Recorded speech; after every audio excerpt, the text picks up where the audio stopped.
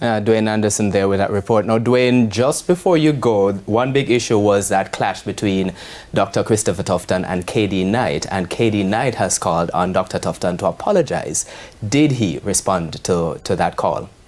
Yes, he did. Now, just to remind our viewers in TV land of what the situation is. So at the JLP mass rally in Halfway Tree Sunday, Dr. Christopher Tufton used a piece of audio purported to be KD Knight expressing no confidence in PNP President Mark Golding's leadership. Now, his attorney Bert Samuels claims the audio was manipulated, and they have given Dr. Tufton until 11 a.m. Friday, that's tomorrow, to issue a retraction and apologize.